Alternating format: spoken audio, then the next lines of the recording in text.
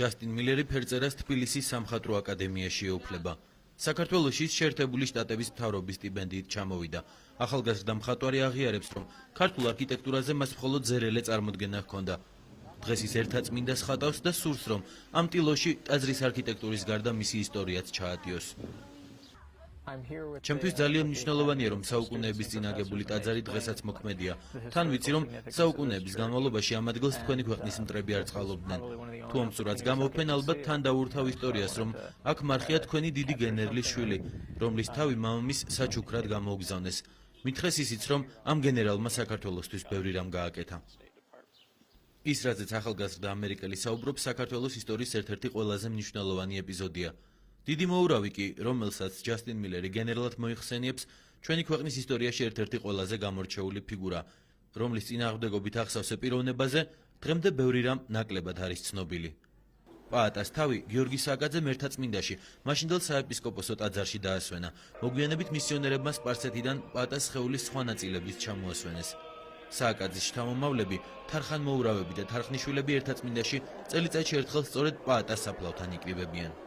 ერთაწმინდაში აგებულ ტაძარს საქართველოში იმით იცნობენ, რომ აქ გიორგი სააკაძის შვილი პაატა ასვენია. თუმცა მე-12 საუკუნეში აგებული ერთაწმინდა უფრო მნიშვნელოვანი ფაქტითაც არის ცნობილი.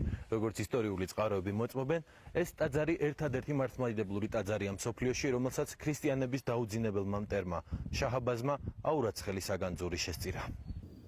შაჰ-აბაზის ამქმედების ახსნა მისივე ცხოვრების მატიანეში აღწერილი. ქართლის სასაუხრებლად მოსული შაჰი ერთაწმინდასთან ახლოს დაბანაკდა და იმ დროს დაბრმავდა, როცა ეკლესიის დანგრევა ბრძანა. ეს ისტორია აღწერილია შაჰის ცხოვრებაშიც. სპარსელთა მიერ.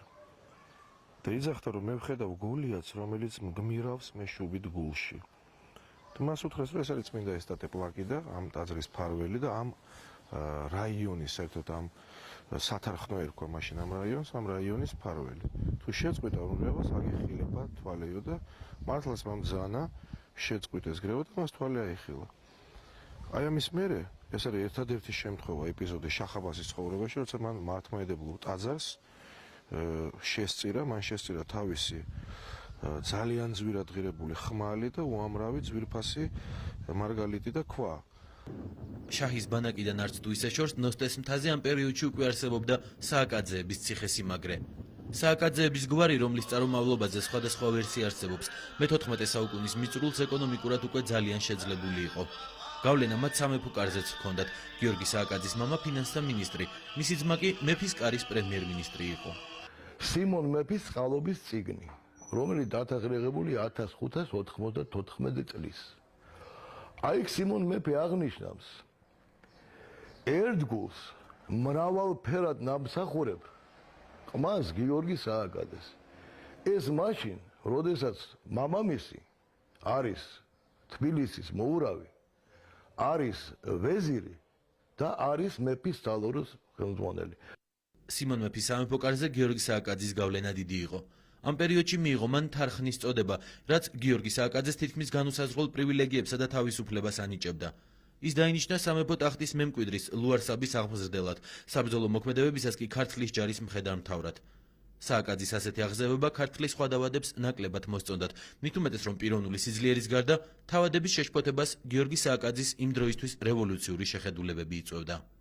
გრეხი კაცი რომ ამოწყდეს დაიზაბუნდეს საქართველო. მაგას ძალიან კარგად ესმოდა, თუ გლეხობა არ იქნებოდა ძლიერი, ვერ იქნებოდა ძლიერი საქართველო. რატომ ეყნობდა აზნაურობას? იმიტომ რომ აზნაურობა იყო ის ძალა, რომელიც მომხრე იყო ძლიერი მეფის ხელისუფლებისა, იმიტომ წინ წასვლის საშუალება ჰქონდა. სამეფო კარის ინტრიგებისა და შეთქმულებების გამო სააკაძე იძულებული გახდა ქართლიდან გაქცეულიყო. ისტორიკოსები ირწმუნებიან, რომ სხვა გამოსავალი დიდ მოურავს არ ჰქონდა. თუ სააკაძე ქართლში დარჩებოდა, დაიწყებოდა შიდა ომები, რაც ისედაც სუსტ სახელმწიფოს კიდევ უფრო დაასუსტებდა. ეს საკუთარ იდეებზე უარის თქმას ნიშნავდა. ამ იდეების ერთგულმა სააკაძემ კი შაჰის კარზე წასვლა და სარწმუნოების შეცვლა არჩია. ისტორიისთვის ცნობილია ისიც, რომ მაჰმადიანობა სააკაძემ მხოლოდ ფორმალურად აღიარა. სიმონ მეფემაც მიიღო მაჰმადიანობა. ვახტანგ მე-6-ემაც მიიღო მაჰმადიანობა. ვახტანგ მე-5-ემაც მიიღო მაჰმადიანობა. არ არსებობდა სხვა გზა, შენ თუ გიდა მიაღწიო რაღაც მიზნებს, არ შეიძლება რომ არ ახყვე იმ კალაპოტს, რომელიც ესე იგი ეუბნება, რომ შენ თუ გინდა ეს გააკეთო, უნდა გააკეთო ეს. აი უყურეთ რა წერს პიეტრო დელავალე. მიუხედავად იმისა, რომ მაგასო მაჰმედიანობა ჰქონდა მიღებულიო, ისო დადიოდაო ქრისტიანულ ეკლესიაში, ლოცულობდაო და შაჰაბაზი იმდენად აფასებდაო, რომ არც მაგაზე არაფერს ეუბნებოდაო. სპარსეთში გიორგი სააკაძე დღესაც ახსოვთ. მოურავ ბეგი, მორაო, მეხრაბი. ამ სახელებით მოიხსენიებდნენ დიდ მოურავს აზიის სხვადასხვა წერტილში, სადაც სააკაძემ საკუთარი კვალი თითქმის ყველა ქვეყანაში დატოვა. სტამბულში დღემდეა შემორჩენილი სასახლე, სადაც სააკაძეების ოჯახი ცხოვრობდა. უხვად არის წყაროები, რომელიც გიორგი სააკაძისა და შაჰაბაზის ურთიერთობას ასახავს. ხმალი, რომელიც სააკაძე შაჰაბაზს მაჩუქა, ბოლო დრომდე ინახებოდა სახელმწიფო მუზეუმში, თუმცა დღეს ის დაკარგულია. ისევე როგორც დაიკარგა შაჰაბაზის მიერ ერთაწმინდისთვის შეწირული საგანძურის დიდი ნაწილი, რომელიც 1851 წელს საქართველოდან რუსეთში გაიტანეს. ცნობილია მრავალი წყაროს არსებობის შესახებ. გიორგი სააკაძის შთამომავლები უკვე 30 წელია ამ დოკუმენტების მოძიებითა და მათი ფოტოასლების გადაღებით ცდილობენ აღადგინონ სახელოვანი წინაპრის ცხოვრების დეტალები. ერთ-ერთ მთავარ ამოცანად სააკაძის საფლავის ადგილმდებარეობის დადგენა რჩება. თარხანმოურავების მასალების თანახმად, ერთი ვერსიით გიორგი სააკაძე შესაძლოა იერუსალიმის ჯვრის მონასტერში იყოს დაკრძალული. ზუსტად არის ცნობილი მისი გარდაცვალების თარიღი. 1629 წლის 29 სექტემბერი, როდესაც მორიგი ბრძოლისაკენ მიმავალი დიდი მოურავი მოკლეს, მოწამლეს ან დაწვეს.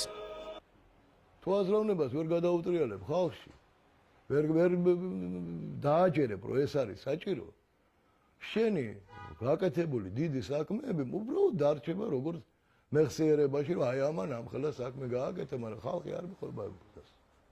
იგივე იყო გიორგი სააკაძეს ბედი. მაგი უდიდესი პოლიტიკოსი იყო და უდიდესი წინ შორსჭრეტელი ადამიანი იყო. მაგას ესმოდა რა უნდა იყოს საქართველოში, მაგრამ ვერ მიაღწიეს.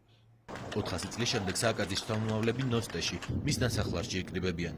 აზრებს მისი მოღვაწეობის მნიშვნელობაზე ქართველები ერთმანეთს სადღეგრძელოებში უზიარებენ. ზეჭაბუკებო, ზისასულებო, ჩვენო ნიჭო და იმედო ჩვენო სულ სათითაოდ ჩამიკოცნი ხართ ქართველო ხალხო, ჭირში მთმენო, ხინში მომლხენო, ბრძენო ამაყო და ბრძოლაში შემმართებელო, გულით ქართულით, ღვინით ქართულით, სიტყვით ქართულით, საქართველოს სადიდებლად დამილოცნი ხართ.